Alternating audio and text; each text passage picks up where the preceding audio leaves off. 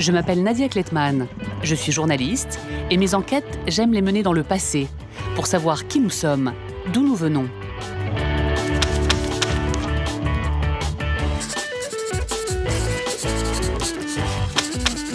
Sur les traces des Gaulois, aujourd'hui je pars à la découverte de leur fameux banquet. Le sanglier était-il au menu et la cervoise coulait-elle à flot?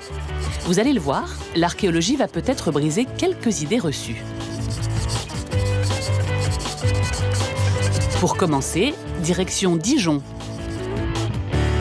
en Côte d'Or.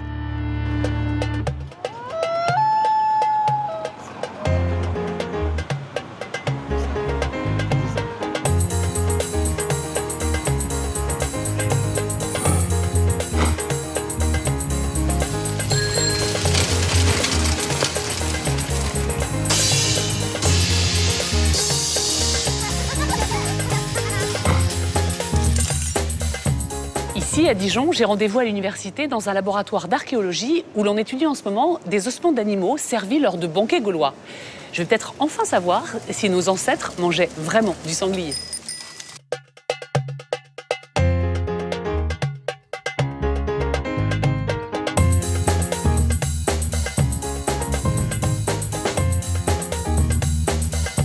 J'ai l'impression de retourner à la fac, c'est chouette.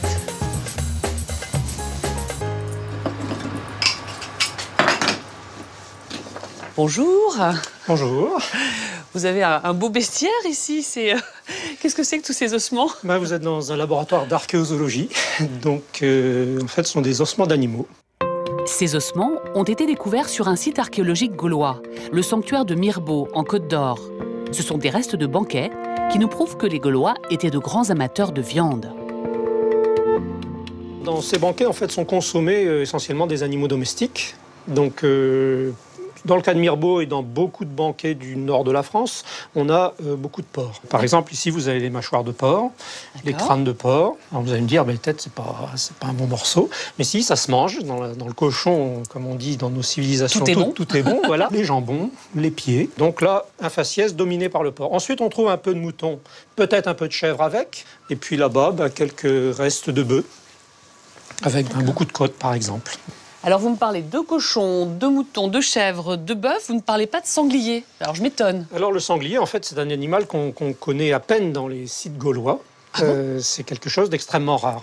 Alors, comment se fait-il qu'on ait tous cette image du banquet gaulois avec le sanglier qui tourne à la broche? Oui, alors ça, c'est toute une histoire, en fait, qui mêle, en fait, des observations ostéologiques incomplètes au XIXe siècle avec l'image du barbare. Les barbares gaulois étaient censés vivre dans des huttes au fond des forêts, donc à chasser des sangliers. Et les premiers fouilleurs, tombant sur ces dents de cochon, on a baptisé ça canine, défense de sanglier. Et en fait, ce ne sont pas du tout des défenses de sanglier, ce sont des dents de porc. Là, vous en avez une en place. Ah oui, d'accord. Dans la mâchoire. Donc, vous voyez, c'est quelque chose qui est assez grand, qui est assez surprenant pour qui n'en a pas l'habitude. Donc ça, c'est le bas de la mâchoire du cochon. Voilà. Et là, normalement, il y a une dent qui ressort. Qui ressort. Ah oui, donc on pourrait effectivement donc ça, c'est l'erreur qui a été faite. Ce ne sont que des canines de porc. Ce que l'archéologie a prouvé, c'est que les Gaulois chassaient très peu d'animaux sauvages. Ils leur préféraient les animaux domestiques. Ils étaient plus éleveurs que chasseurs. Donc, contrairement aux idées reçues, le sanglier ne fait pas partie du menu traditionnel du banquet gaulois. Ah, ça, c'est une certitude. Un mythe s'effondre. Voilà. Et il semblerait que je ne sois pas au bout de mes surprises. On a aussi du chien. Du chien ? Du chien. Là, on a trouvé donc, un morceau d'humérus de chien.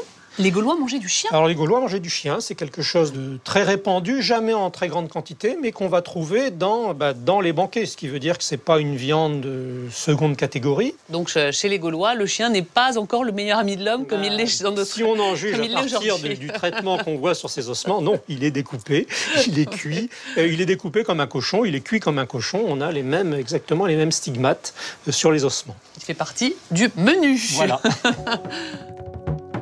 Ces nombreux ossements nous racontent aussi comment ces animaux d'élevage étaient cuisinés pour les banquets.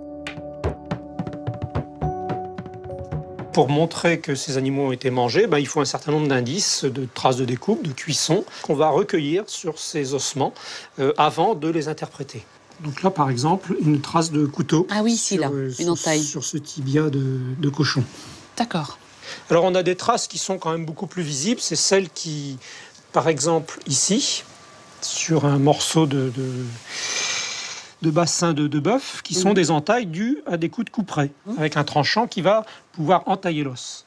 Donc là, on a plusieurs coups qui ont été portés. Donc, on a un geste répétitif destiné à sectionner le bassin. Est-ce que là, en ce qui concerne le geste, justement, est-ce qu'on peut parler de geste déjà de boucher? Est-ce que c'est un métier de couper la viande? C'est un métier. Et dans ces restes, en fait, on voit une très grande régularité des gestes. Et donc, évidemment, des gestes de gens habitués, donc des professionnels. Il y a des modalités de découpe qui sont très stables sur l'ensemble de la Gaule. Donc là, on a vu comment ces viandes étaient découpées. Est-ce que vous savez comment elles étaient cuites et comment elles étaient consommées? Alors, pour la cuisson, on a encore moins d'indices que pour la découpe, parce qu'en fait, les modes de cuisson qui vont laisser des traces sur les os, ils sont peu nombreux. Le principal d'entre eux, c'est la cuisson à la flamme, puisque la flamme va brûler l'os. Par exemple, ici, vous avez une canine, l'extrémité noire qui est altérée, et donc ça, c'est une trace d'exposition à la flamme. Ça, c'est une trace de brûlure. De brûlure. Parce que normalement, si on prend une autre dent qui n'a pas été passée à la flamme, vous voyez qu'elle est parfaitement blanche, l'émail est tout neuf. Ça veut dire que le cochon qui portait cette dent a rôti à la broche. Voilà. Alors vous allez voir que ces festins de viande se déroulaient au cours d'événements particuliers dans la vie des Gaulois. En effet, ces banquets avaient lieu lors de grandes occasions. Les cérémonies religieuses, les assemblées guerrières ou politiques, ou certaines fêtes privées organisées par les plus riches. Ils pouvaient réunir plusieurs centaines de participants. Ici, pas de grandes tablées. Les convives s'installaient sur des peaux de bêtes devant des tables basses. Ils étaient disposés en cercle selon leur rang. Les plus importants au centre, entourés de leurs servants d'armes. Parfois, on invitait aussi les morts. Les archéologues ont retrouvé des vestiges de banquets près de tombes. Dans la sépulture, de la vaisselle et des traces de pièces de viande. Le défunt était donc peut-être symboliquement convié à ses propres funérailles. Ce banquet sert à marquer des temps forts de la vie publique. C'est un acte public, officiel, qui est précédé d'un acte sacrificiel. On sacrifie un ou plusieurs animaux à une divinité, on donne à la divinité la part qui lui revient. Donc c'est un acte tout à fait officiel qui joue un rôle de ciment de la société gauloise. Pour prendre un parallèle qui nous est proche, dans le monde contemporain, notre société laïque a conservé un certain nombre d'événements forts qui rythment l'année. Noël, par exemple, Pâques, les banquets de mariage, les banquets républicains, toutes ces formes de banquets connus de nos jours encore, eh bien, elles ont un rôle social évident. Elles cimentent la famille, elles cimentent la communauté à l'échelle d'un village, à l'échelle d'une ville, à l'échelle d'une nation, et c'est exactement le rôle que jouaient ces banquets gaulois. Et lors de ces grandes festivités, que buvaient les Gaulois? Figurez-vous que c'est visiblement à cette époque que le vin va progressivement prendre la place de la cervoise dans ces banquets. C'est ce que je vais vérifier dans l'est de la France, à Sarrewerden.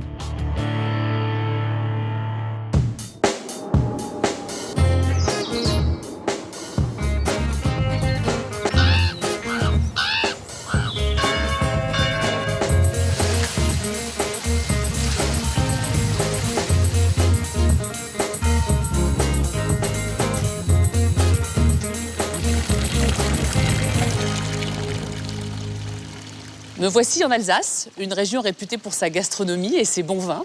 Et non loin d'ici, les archéologues ont découvert les vestiges d'une ferme gauloise. Et vous allez voir que déjà, il y a plus de 2000 ans, ici, le vin coulait à flot.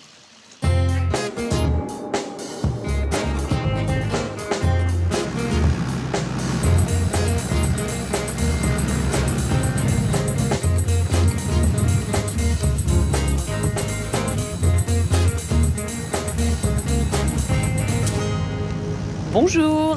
Bonjour. Qu'est-ce que vous avez trouvé ici? On a une concentration de tessons d'amphore. Alors à quoi est-ce que vous reconnaissez que ce sont des amphores? À la forme et à la couleur, donc cette couleur orange-rouge. Et à la forme, on a par exemple une anse ici d'amphore. Ah oui, là, comme ça, la forme. Celle-ci, là. Comme... Voilà. Ah oui, on reconnaît bien l'anse, d'accord. On a ici le pied d'une amphore. cette petite chose ronde. Les archéologues connaissent bien ces amphores. Ce sont des récipients à usage unique qui contenaient du vin importé d'Italie. Dans ces caisses, on a les différents éléments constitutifs d'une amphore. En partant depuis le haut, on a ici une lèvre, donc le bord. Ensuite, il faut imaginer le col de l'amphore. En dessous viendra se mettre une épaule. Entre le col et l'épaule, on avait une anse qui viendra se fixer ici et juste sous le col. Ensuite, toute une série de gros fragments là, qui constituent la panse, qui finit en fuseau. Et tout au fond, tout en bas, le pied, avec le fond ici et le pied qui est en bouton. Donc tout en bas. Ça tenait debout? Non, ça tenait pas debout. Hein. Il fallait les fixer, les caler pour qu'elles puissent tenir. Pour l'instant, les archéologues dénombrent une centaine d'amphores sur le site. Et il ne cesse d'en apparaître de nouveaux tessons dans les coupes et sur le sol décapé.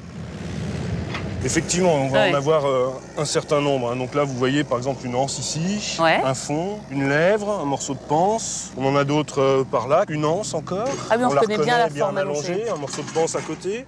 Et alors, ces traits orange là sur lesquels on marche, qu'est-ce que c'est? C'est la délimitation du fossé d'enclos de la ferme pour délimiter l'intérieur de l'extérieur de la ferme. Et alors, comment se fait-il que vous retrouviez tous ces tessons d'amphores dans ce fossé?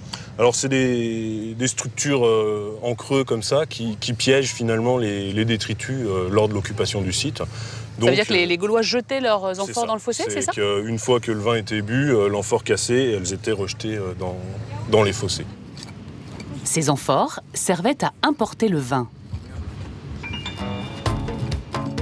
Car à l'époque, la Gaule n'est pas le pays couvert de vignes que l'on connaît aujourd'hui. Le vin est essentiellement méditerranéen, produit par les Grecs et les Romains. Il est importé par les Gaulois pour leurs banquets. Jusque-là, c'est la cervoise, la bière de céréales et l'hydromel, un alcool de miel qui était consommé. Des boissons désormais réservées aux moins fortunés et aux repas quotidiens. Ce vin est un plus dans la concurrence que se livrent certains chefs gaulois. C'est-à-dire que le chef gaulois qui est à même d'acquérir des amphores de vin en grand nombre, eh bien, ces banquets, évidemment, seront plus courus, plus fréquentés que ceux de celui qui n'a pas les moyens d'acquérir ces mêmes produits. Donc, on voit que le vin est un emblème de pouvoir. Le pouvoir de régaler des foules, de coaliser des foules à l'occasion des banquets. Et le banquet est un instrument politique. Et le vin, c'est un petit peu le carburant utilisé pour faire fonctionner cet instrument politique. Pour les archéologues, l'abondance des amphores trouvées sur cette ferme montre que les banquets y étaient fréquents. Son propriétaire devait être un homme puissant et riche. Effectivement, c'était très cher. Certains auteurs antiques nous disent que les Gaulois étaient prêts à payer jusqu'à un esclave contre une amphore de vin. Donc on est vraiment devant quelque chose qui avait une très grande valeur, en tout cas pour les Gaulois.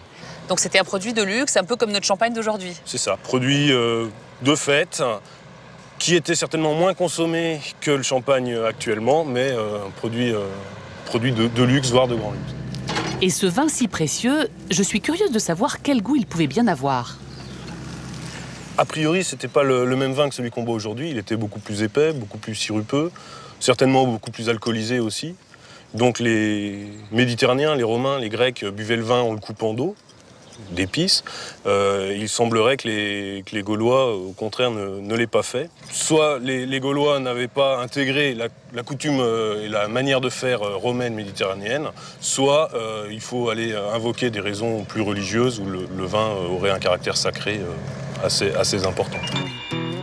Le vin, boisson sacrée, les archéologues ont trouvé des indices qui le laissent à penser. Ce sont ces cols d'amphores, encore munis de leurs bouchons. Preuve que les Gaulois sabraient parfois les amphores d'un coup de lame. Certains archéologues y voient une décapitation symbolique. Le vin jaillit comme le sang et se répand à terre, où il est offert aux divinités. La forme même de l'amphore peut évoquer la silhouette humaine. On parle d'ailleurs de lèvres, col, épaules, de panse et de pieds. L'acte de boire est un acte sacré et un certain nombre de textes confirment l'importance particulière de l'alcool, du vin en particulier, dans les rites religieux, dans les rites sacrificiels. Et notamment, c'est un breuvage qui est beaucoup consommé par les guerriers à l'occasion des cérémonies d'entrée en guerre ou avant le combat.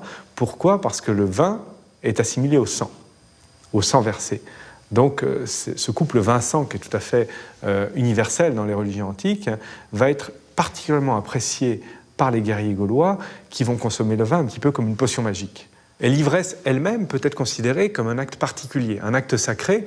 Pourquoi? Parce que l'ivresse conduit à des états de transe qui rapprochent l'homme de la divinité.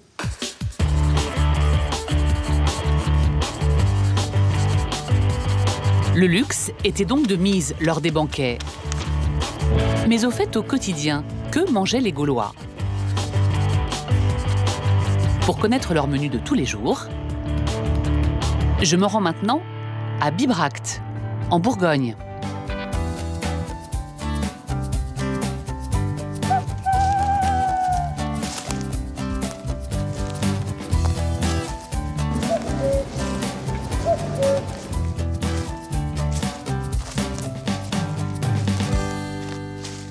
Je suis sur le mont Beuvray, l'un des plus hauts sommets du Morvan, qui abrite l'un des sites majeurs de l'époque gauloise. Le site est toujours en cours de fouille et les archéologues viennent de trouver les restes de repas gaulois. Des repas qu'ils tentent d'ailleurs de reconstituer. J'ai hâte de goûter ça. Auparavant se dressait sous cette forêt la ville gauloise de Bibracte, fouillée depuis le 19e siècle. C'est un lieu historique. Vercingétorix y fut proclamé chef de l'armée coalisée contre César. J'ai d'abord rendez-vous au centre archéologique. Bonjour. Avec une carpologue, une spécialiste de l'étude des graines et des fruits, qui étudie des vestiges végétaux récemment découverts sur le site. Bonjour. Bonjour. Nadia. Emmanuel. Vous êtes en pleine observation, là, ce que je vois? Oui, tout à fait. Qu'est-ce que c'est alors, ces petits restes noirs, là Ce sont des restes carbonisés, des restes végétaux en l'occurrence, beaucoup de charbon de bois, et dedans on a quelques graines, noyaux, fruits. Donc justement mon travail est de les identifier, les séparer pour reconstituer divers domaines du monde végétal en relation avec l'homme. Comment est-ce que des graines peuvent arriver jusqu'à nous? Ce sont des graines qui se sont retrouvées donc carbonisées, des ratés de cuisson par exemple, qui se sont donc retrouvées dans des fosses qu'on pourrait appeler poubelles actuellement. Ouais. Et donc, on va les étudier pour voir un petit peu ce que mangeaient nos ancêtres. D'accord. Donc, et alors, qu'est-ce qu'on voit là? Je peux vous montrer peut-être sur la caméra qui est reliée à la loupe. Ici, on va avoir tout un tas de grains de millet. Donc, c'était une céréale très, très consommée à l'époque. En l'occurrence, sur ce site, c'est probable, parce que j'en ai une proportion vraiment élevée. Et alors, qu'est-ce que vous avez d'autre dans votre, on va avoir échantillon de graines? Tout un tas de céréales cultivées autres que le millet, des blés en l'occurrence. La carpologie prouve que les Gaulois en cultivaient déjà plusieurs espèces. L'épeautre, l'amidonnier ou le blé nu. Chacune avait sa spécificité. Le blé nu comme le blé épeautre sont des blés panifiables, donc qui permettent de faire des pains. Contrairement à l'amidonnier ou à l'orge, où là on va plutôt les consommer sous forme de bouillie, de galettes, de gruaux, voilà, tout comme le millet. Ces étonnants vestiges nous montrent que les céréales étaient l'une des bases de l'alimentation quotidienne des Gaulois et qu'ils maîtrisaient l'art de les cuisiner. Ce qui est aussi intéressant cette année, c'est que j'ai trouvé ceci. Qu'est-ce que c'est? On dirait une truffe. Oui, une truffe gauloise. On pourrait croire, mais en fait, c'est une préparation alimentaire qui a conservé les grains de millet comme ceux qu'on a observés tout à l'heure. Mais on voit qu'il y a en plus un liant qui relie tous ces grains. Donc on est face vraiment à quelque chose qui pourrait être une bouillie, un gruau. Là, on a un vrai reste de repas, quoi, c'est ça Oui, là, on aborde effectivement vraiment la cuisine, les recettes, je dirais. On approche vraiment les gestes du Gaulois, de la Gauloise. Et on sait ce qu'il y a en plus du millet? Vous avez réussi à retrouver la composition complète du plat? Ah non, alors là, ce sera la limite de mes compétences. Moi, je vais vous définir ces grains-là, mais je ne pourrais pas aller plus loin. Il faudrait à ce moment-là lancer, pourquoi pas, des analyses chimiques ou alors reconstituer aussi la cuisine en faisant des essais, pourquoi pas, avec tout un tas d'autres ingrédients. Justement, pour essayer de retrouver cette recette, je rejoins maintenant une cuisine un peu particulière où je retrouve Anne Flouest, une paléoclimatologue passionnée par la reconstitution culinaire. Mais ça sent très bon, dites-moi. Qu'est-ce que vous avez préparé qui sent si bon? Oh, mais différentes choses. J'ai préparé du millet cuit au lait avec du miel. J'en ai fait des petites galettes. qu'on pourra déguster. Que vous avez cuit au feu de bois. Tout est fait au feu de bois. J'ai fait du millet pré-cuit à l'eau, salé. Tous ces ingrédients-là, en fait, vous les connaissez par la carpologie, par l'archéologie. Voilà, puisque aussi bien de l'orge, de l'épeautre, le millet, la carpologue Emmanuelle Bonner les a déterminés sur des vestiges trouvés il y a quelques jours sur le site de Bibracte. Donc vous essayez de retrouver par exemple cette bouillie voilà. que Emmanuel nous a montré tout à l'heure, de la recomposer, de la reconstituer, c'est ça? Exactement. C'est un petit peu la démarche d'essayer différentes cuissons de millet avec différents ingrédients, du lait, du miel, de la farine de blé, et voir si on obtient quelque chose qui est à la consistance de ce qu'on a trouvé sur le site. Mais alors là, je vois que vous avez quelques ratés, non? Vous avez fait... Ratés volontaires.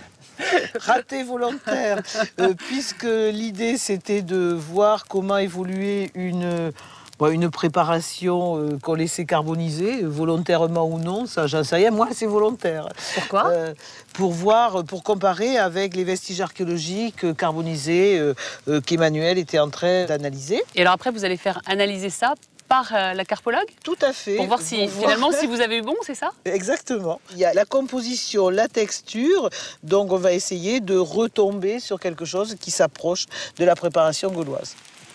C'est enfin le moment de goûter au plat que préparaient peut-être les Gaulois avec ces ingrédients identifiés par l'archéologie. Emmanuel m'a parlé de pois, donc voilà. J'imagine qu'on retrouve les fameux pois. Voilà. Et alors les éléments roses, là, qu'est-ce que c'est? Alors les éléments roses, qu'est-ce qu'elle pouvait avoir la Gauloise pour mettre dedans? Goûter. De la viande, non? Alors c'est pas tout à fait de la viande. Ah je vais goûter alors, Allez, là je suis obligée. Non mais c'est du saumon. C'est du saumon. Mais... Il y a 5 rivières qui prennent leur source sur Bibracte, qui sont essentiellement des affluents de la Loire, et les saumons pullulaient à l'époque gauloise.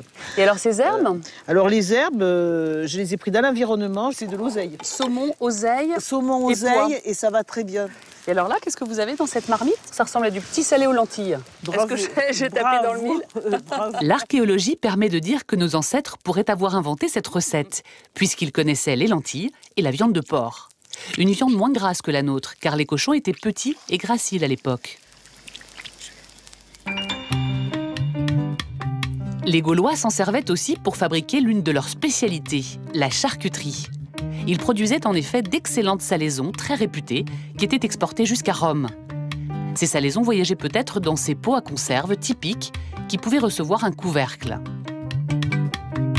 Le sel était indispensable à la fabrication et à la conservation de ces denrées. Les Gaulois en maîtrisaient la production, notamment grâce à des fourneaux à grille comme ceux-ci, reconstitués par les archéologues. S'ils exportaient leur jambon, en revanche, les Gaulois importaient peu d'ingrédients de Méditerranée.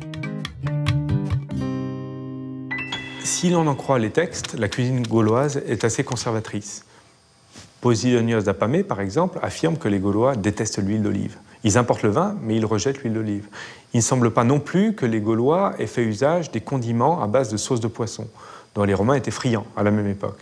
Et c'est quelque chose qui est totalement confirmé par l'archéologie. Il faut attendre vraiment le milieu du 1er siècle avant notre ère, les années 50-40 avant notre ère, pour voir apparaître ces produits exotiques, qu'il s'agisse de produits conditionnés en amphore, de condiments, d'épices, ou alors encore de légumes, de fruits importés de très loin parfois, comme les dattes, en amphore ou sous forme de produits secs, mais ce sont des produits qui apparaissent très tardivement et qui sont plutôt l'exception qui confirme la règle. Jusqu'à cette date, la cuisine gauloise est extrêmement stable, extrêmement conservatrice, et l'objectif est précisément de distinguer cette cuisine quotidienne des banquets qui, eux, peuvent faire appel à des produits extérieurs, exogènes, importés exceptionnellement de Méditerranée.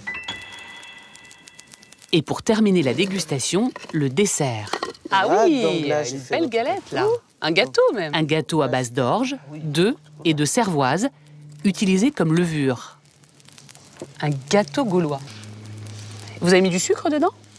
Est-ce que la gauloise avait du sucre? Ah je vous pose la question. Ah voilà, alors le sucre qu'elle avait est obligatoirement du miel. Elle n'a pas encore la betterave à sucre, elle n'a pas la canne à sucre, donc elle a mais elle a beaucoup de miel à sa disposition. C'est délicieux. Parce qu'en fait, vous utilisez... Gâteau à la bière, petit salé aux lentilles, saumon à l'oseille et au pois cassé. Finalement, on n'a rien inventé. Le repas gastronomique des Français vient d'être classé au patrimoine mondial de l'UNESCO. Une histoire d'amour avec notre table qui a donc commencé à l'époque des Gaulois.